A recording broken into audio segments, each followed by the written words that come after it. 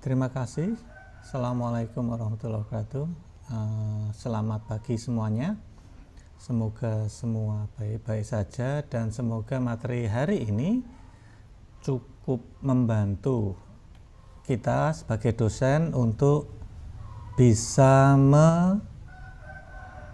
memberi wawasan alternatif yang lebih luas untuk membuat video learning. Kali ini saya akan menggunakan OBS. Kebetulan sekarang juga sudah saya record nih untuk saya sendiri. Nah, saya akan sharing sedikit tentang sebuah PowerPoint. Akan saya share caranya sebentar. Sepertinya keliru saya.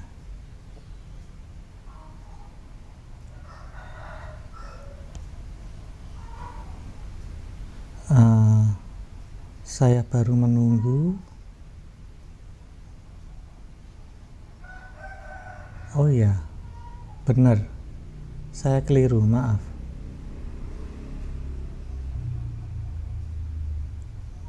Jadi ini.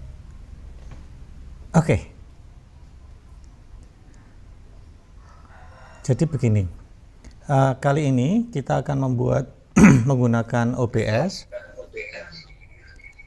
Satu yang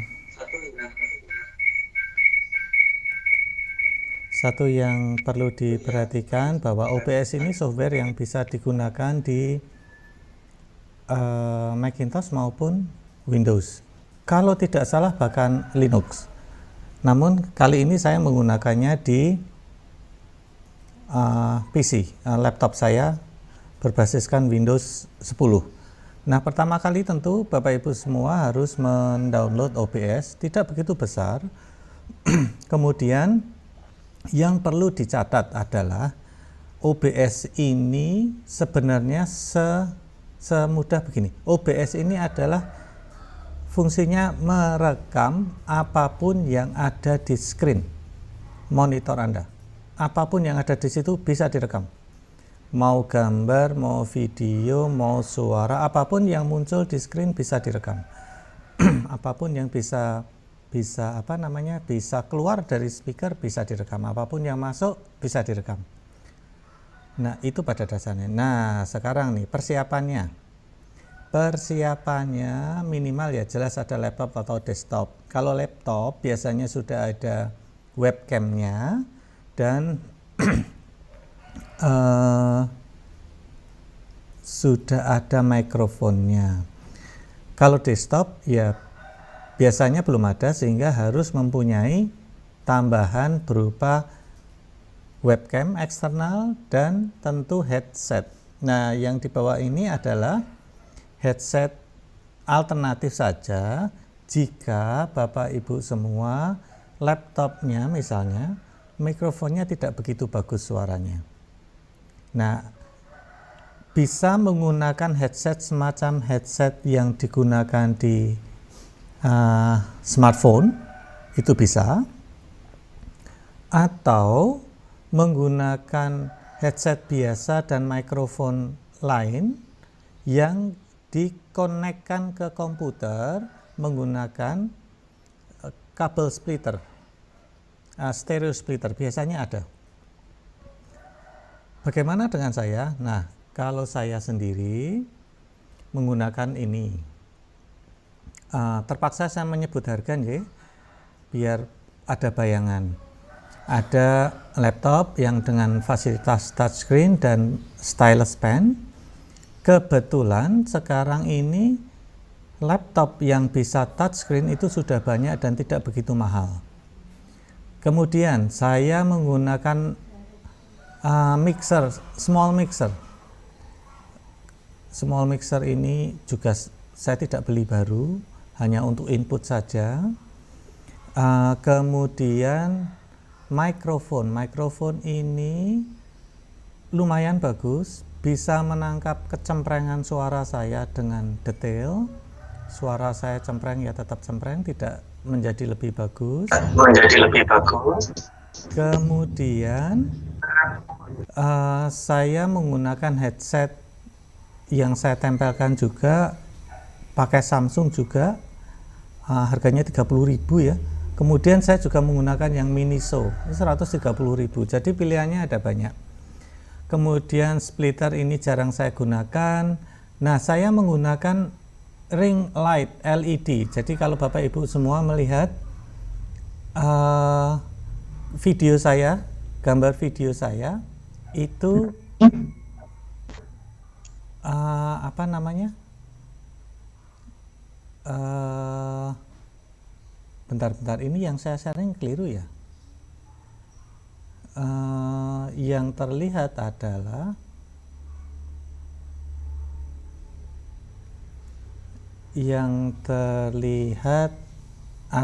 ada lampu merah, ada lampu bulat di kacamata bayangan saya. Sebentar Pak Wahyudi, ini screen sharingnya sudah benar atau belum, Ji? Saat ini Pak Weni share PPT. Oke, PPT-nya jangan-jangan keliru. Sebentar, saya re-share.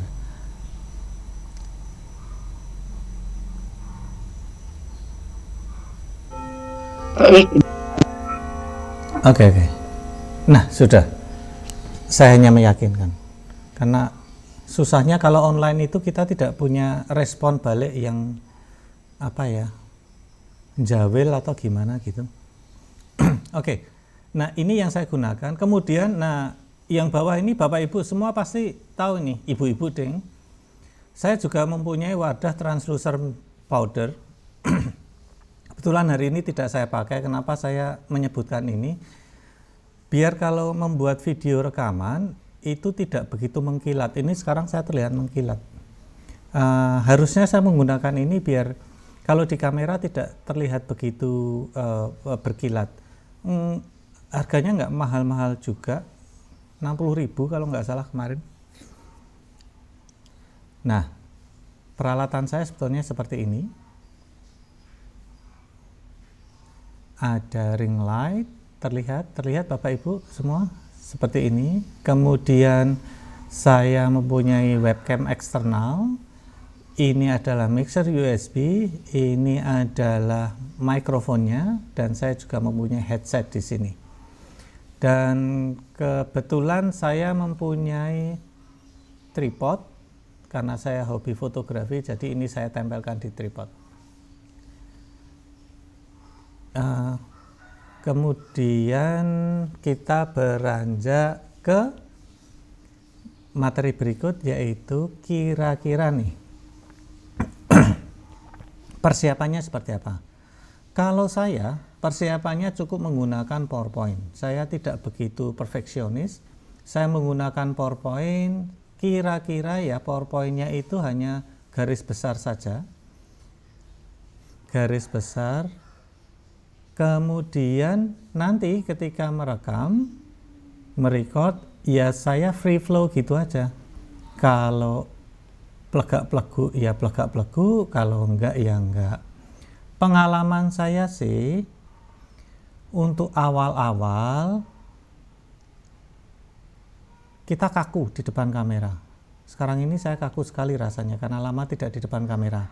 Namun yang saya perhatikan untuk Bapak Ibu semua, kemarin Bapak Ibu dosen yang masih muda-muda ternyata sangat fasih di depan kamera walaupun baru first take. Nah, ini menarik, ternyata beda usia, beda generasi itu berpengaruh. Nah, sekarang kita beranjak ke OBS. OBS dasarnya adalah software untuk streaming online dengan kemampuan merecord apapun yang ada di layar kita. Nah, yang kita gunakan yaitu merecord yang ada di screen kita. Ini contohnya saya capture. Jadi di sini terlihat ada dua scenery ya, preview dan program. Apa yang terlihat di kanan adalah yang terekam. Sedangkan yang di kiri ini kita bisa menyiapkan beberapa alternatif skenario visual dan audio, video juga, yang bisa kita transisikan berpindah menjadi yang terekam. Jadi ini nanti bisa geser-geser.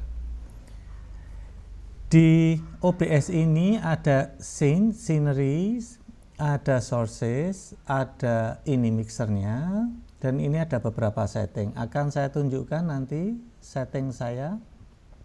Nah, ini adalah settingnya. Pertama Bapak Ibu, yang harus diperhatikan kalau saya ya, setting saya adalah masuk ke setting di sebelah kanan, kemudian masuk ke output, klik pada recording. Oh ya, tapi ini output mode-nya dibuat advance ya Bapak Ibu. Diklik di recording, kemudian yang selalu saya rubah pertama kali adalah default output rekamannya. Default output rekamannya itu biasanya masuk ke folder kita di My Documents atau apa gitu, saya lupa. Saya selalu merubah ke drive khusus data saya Bapak Ibu, sehingga saya tidak akan pernah lupa. Saya masukkan khusus di sini, saya menggunakan G dan saya tulis OBS output. Ini folder yang saya buat sendiri. Kemudian ini yang tidak kalah penting Bapak Ibu. Kalau saya senang menggunakan format MP4. Jadi otomatis terekam sebagai MP4. Defaultnya tidak MP4, tapi kalau tidak salah FLV atau something like that gitu. Nah, keuntungannya menggunakan OBS ini, ketika proses berjalan seperti ini, dia sudah merecord, sehingga kalau tiba-tiba mati lampu itu sudah terrecord. Kalau kemarin Bapak Ibu mendapatkan cara merecord menggunakan PowerPoint, ada proses yang berbeda. PowerPoint akan men-save hasilnya setelah proses semua rekamannya itu selesai, kemudian dia akan meng-convert. Namun di OBS ini tidak. Dia akan langsung merekam, menyimpan filenya, sehingga kalau pada menit ke-10 putus, mati lampu misalnya, filenya sudah ada. Semoga. Nah, ini yang saya berikan tadi, ada yang disiapkan, ini yang terekam. Di sini ada transition, berarti ini ada transitionnya. Fade, ini adalah proses perpindahan dari kiri ke kanan, nanti akan saya perlihatkan. Kemudian di OBS Bapak Ibu harus punya minimal satu scene dan diisi source. Ini scenery ini sebetulnya seperti apa ya, konsep gambar yang akan kita tampilkan. Kemudian sumbernya itu apa? Sumbernya bisa macam-macam. Akan saya perlihatkan di sini. Sumbernya adalah bisa audio input, audio output juga bisa, browser bisa, color source, display capture, bla bla bla. Yang paling banyak saya gunakan adalah video capture device, image, dan display capture. Display capture ini adalah menyimpan, merekam apa yang ada di screen yang terlihat semua. Kalau Windows Capture ini malah jarang saya gunakan. Ini preferensi ya Bapak Ibu. Kalau saya malah jarang menggunakan. Windows Capture ini bisa meng-capture software, spesifik software yang akan digunakan.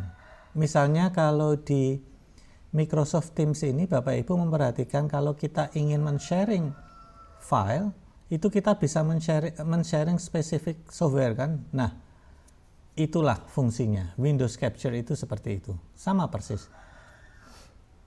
namun saya malah jarang menggunakan. Kemudian video capture device, ini webcam. Bapak Ibu kalau mempunyai input dari internal webcam, masukkan saja nanti bisa. Kebetulan sekarang ini saya mempunyai 2 webcam. Kalau Bapak Ibu perhatikan video yang tampil di Teams dan nanti yang akan tampil di OBS akan terlihat berbeda. Nah, kalau persiapannya sih seperti ini. Ya, atasnya rapih lah. Bawahnya pakai sarung tidak apa-apa. Kemudian yang penting, kalau saya menyiapkan di belakang kamera saya ini background yang bersih saja. Kemudian settingnya sudah saya buat seperti ini. Sehingga saya akan duduk tepat mepet di tembok dan melakukan rekaman di situ. Nah, sekarang saya akan share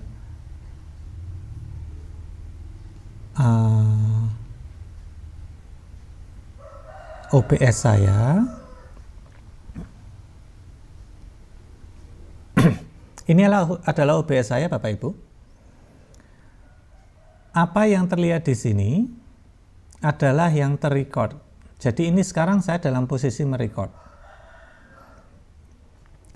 diri saya sendiri. Kemudian coba Bapak Ibu perhatikan video di sini ya. Ini adalah tampilan saya menggunakan webcam yang ada di laptop saya.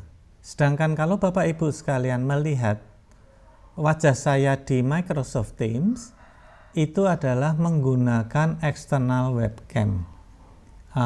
Kebetulan mereknya Logitech, tidak harus merek itu, tetapi kebetulan saya punyanya itu sih. Nah, jika demikian sebetulnya Bapak Ibu itu bisa menggunakan multi video untuk direkam sebetulnya. Ini saya contohkan, ini saya selalu membuat pembukaan seperti ini. Kalau ingin melihat, di sources ini saya menggunakan satu logo UMY. Ada di sini, jadi ini layer seperti Photoshop, yang di atas adalah di atas. Kemudian Logitech ini adalah webcam saya. Kemudian logo meja kerja ini adalah background ini, background keseluruhan. Background ini saya buat cukup menggunakan PowerPoint Bapak Ibu. PowerPoint kemudian saya save as JPG atau PNG, kemudian saya input. Bisa dilihat di sini. Lihat, JPG. Jadi ini JPG. Nah, ini adalah setting software saya. Yang perlu diperhatikan di sini lagi, ini adalah sumber audio. Di sini adalah sumber audio. Sumber audio ini bisa desktop audio, mic aux, ataupun Logitech. Kalau di sini ya, Bapak Ibu perhatikan bahwa ketika saya mempunyai external webcam, biasanya di situ ada source audionya, sehingga perlu dipastikan mana nih yang berjalan, mana yang tidak. Di sini level meternya terlihat. Saya menggunakan Boya BY01 ya kalau nggak salah. Yang saya taruh di sini ini clip on ini. Settingnya jangan lupa di sini ada settingnya. Jadi semakin banyak peripheral yang ditempelkan di komputer, maka akan semakin rumit pula setting di sini. Setting yang perlu diperhatikan lagi adalah ini yang seperti saya ceritakan tadi. Terlihat output ya Bapak Ibu. Ini diklik advance. Kemudian di recording, ingat recording path diganti dan recording format diganti menjadi MP4. Ini setting yang saya sukai. Kemudian Jika seperti ini Bapak Ibu, kenapa sih ada 2 atau ini bisa lebih ya? Ini bisa saya buat transition. Contohnya seperti ini. Jadi sebetulnya yang kanan ini adalah yang terrecord di software saya. Bukan di Teams ya Bapak Ibu, di software saya. Yang terlihat adalah seperti ini. Kalau saya transisikan menjadi dengan yang di sebelah kiri, saya transisi, maka yang terekam sekarang adalah background ini. Hanya tulisan meja kerja Pak Winnie, tidak terlihat semua desktop saya. Saya kembalikan lagi ke transisi. Kalau diperhatikan, jika saya klik transisi, transisinya terlihat fadingnya agak lama, makanya biasanya saya buat 600 milisecond biar lebih smooth gitu. Kalau semakin pendek nanti langsung jlep gitu cepat. Saya tidak begitu suka. Ini masalah preferensi aja, selera. Oh, sudah 30 menit. Nah, ini contohnya, satu lagi. Contohnya adalah membuat scenery. Contohnya ya, saya add di sini.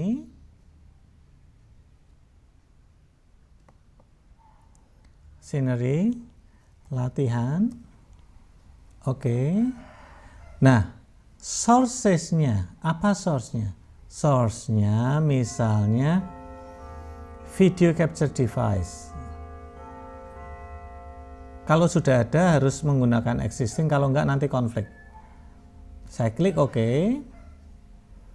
Ini bisa dirubah. Jadi saya buat full screen juga bisa.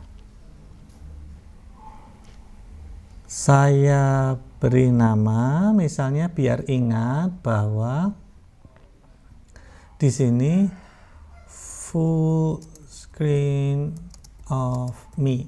Tidak apa-apa Bapak Ibu. Jadi terserah kita menggunakannya seperti apa, resource-nya seperti apa. Dikecilkan juga bisa. Seperti ini ya.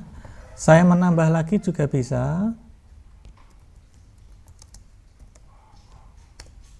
Misalnya di sini resource-nya adalah image. Saya buat seperti ini. Saya browse. Sebentar, saya punya ini mungkin. Oke. Saya bisa tampilkan seperti ini. Dipaskan dulu. Ini adalah koleksi pribadi Bapak Ibu.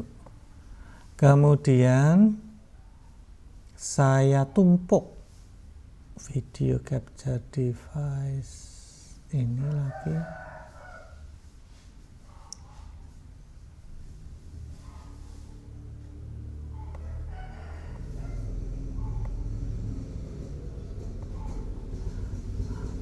Nah, seperti ini. Jika saya melakukannya seperti ini, maka nanti terlihatnya kalau transisi, jika ini saya transisikan, maka yang akan terrecord di software saya akan berubah menjadi ini. Jika saya transisikan lagi, kembali, maka akan menjadi ini lagi. Oke.